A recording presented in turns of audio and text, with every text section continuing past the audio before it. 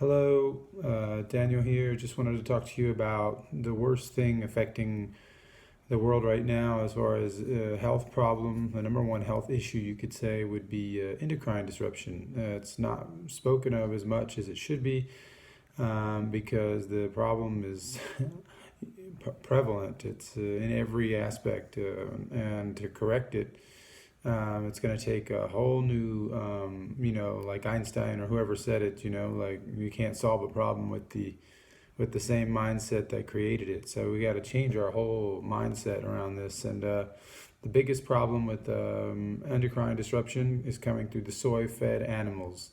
They are 99% of every meat we eat, every type of meat, everything, unless maybe it's seafood, but they're all fed with soy, and this contributes to a structural weakening of the tissues, creating inflammation, structural lack of integrity, and a million massage therapists, a million chiropractic visits, and lots of injury, lack of stamina, lack of strength. And so this is all being stuck in the body through endocrine disruption.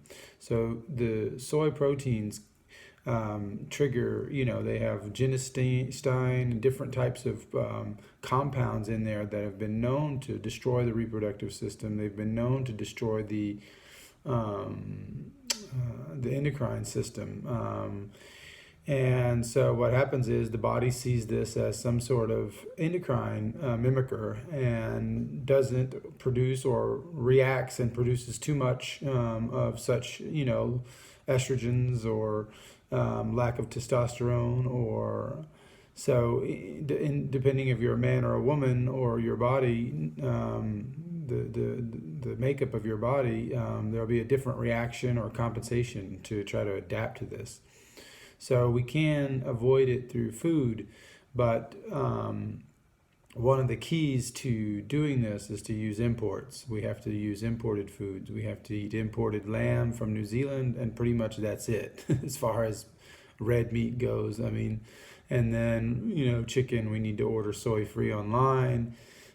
Seafood, you can go crazy, and herring and all this stuff would be amazing for most people.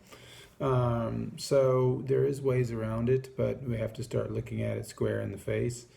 And but the transdermal magnesium, which I have here in front of me, this is one of the keys to getting out of this situation, outside of correcting the environment, of course, because it brings endocrine disruptors out through the sweat glands.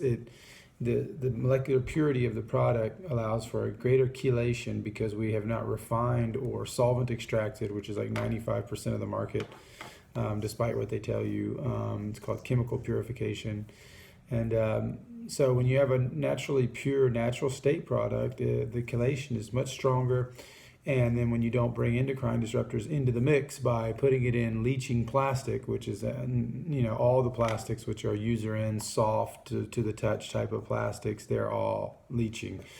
And so this comes through the skin, it gets in the body, and it can't pull those same endocrine disruptors that in your body out because now it's already got them in the product. So it seems like something minute, but it's actually very important.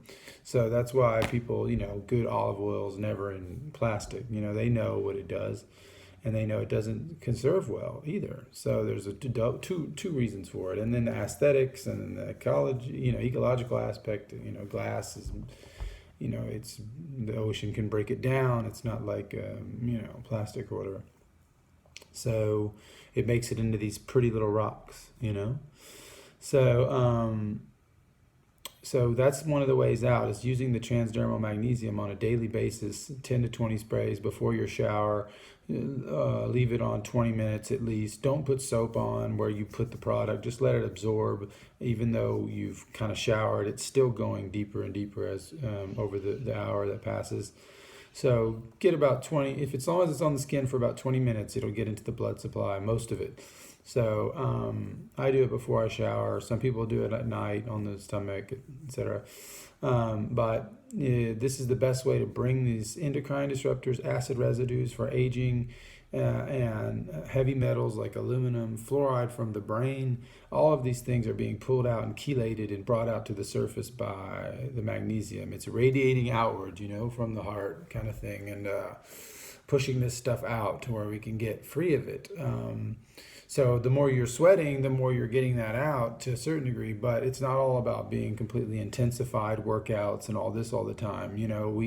We sadly have to go through some of that now because we've got so much of it in us that we have to figure out a way to get it out. But even an aging person who's, not doing any of these types of exercises, they're still losing a pound or so every night when they sleep, and this is coming out. And so it's another way that the body gets this out through the pores, and every other emunctory as well. But so this magnesium is allowing for a greater chelation. So deficiency in magnesium, especially at the cutaneous level, like where our ancestors would go seek out these spas and baths and everything, like whenever we have a deficiency there, which 99% of us do, if you're over 30, you've got the deficiency anyway, and the soil's not getting better, so that's just a big denial that we're all in about, well, maybe it's somehow in the almonds that we're eating, even though 100 years ago there was 10 times more of it in the same almond or in the same Parmesan or in the same food source. Let's just pretend that's not happening, that nothing is lessening in the foods we eat. And it'll just magically appear somehow, but that's not going to happen. So trying to stay on top of our game and do things right and get this stuff out, get the magnesium up to the high levels. If they're not there, if there's not optimized the levels of magnesium, then we just keep it all in, and that's the weight gain. That's the weight gain. That's the body's trying to protect itself. What's the best way to protect yourself from a toxin that you can't get out? Well, put some fat around it, That way it's not hurting anything in the body. And so that's what happens. And so a lot of this is quite a reality. So I'm hoping that some people can find the way to us.